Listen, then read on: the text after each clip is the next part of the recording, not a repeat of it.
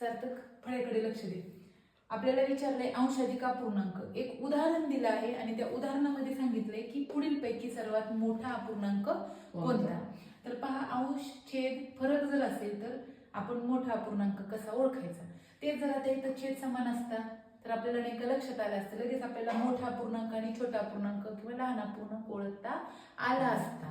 पण याच्यामध्ये आपल्याला छेद समान नसल्यामुळे आपल्याला लवकर ओळखता येतो का? नाही. आपल्याला तर सोडवायचं असते लवकर, कारण हा प्रश्न स्कॉलरशिप मध्ये आहे विचारलेला 8वीच्या, बरोबर आहे.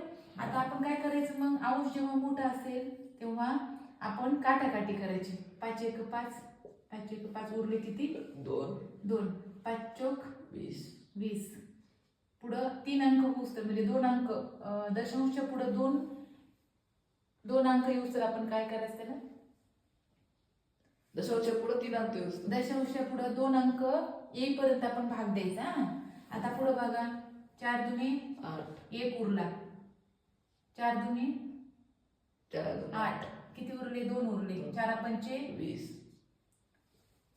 6 एक 6, किती उरले? 5, 5वर 0 आले. 6 8 48, 2 उरले. 2वर 0 आले किती? 7 8, 6 त्रिक 8. आता फक्त आपल्याला 3 पर्यंतच म्हणजे दशांशच्या पुढे 2 अंकापर्यंतच आपल्याला भाग द्यायचा. आता पुढचं पहा, 8 एक 8, 7 होईल. किती उरले? 7. 7वर 0 आले किती झाले? 70 झाले.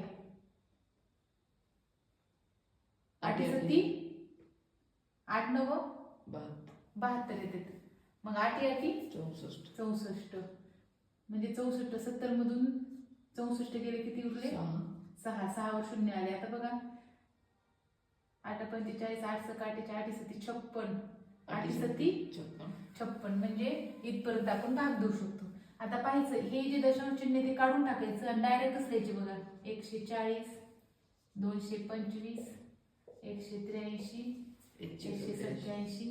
आता ओळखायचं याच्यामध्ये मोठा अपूर्णांक कोणता आहे. म्हणजे जी संख्या मोठी असेल तो अपूर्णांक काय असणार आहे? मोठा असणार आहे. याच्यामध्ये कोणती संख्या मोठी आहे?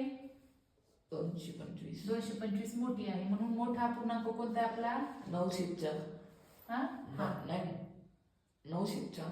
9/4 हा काय आहे आपला?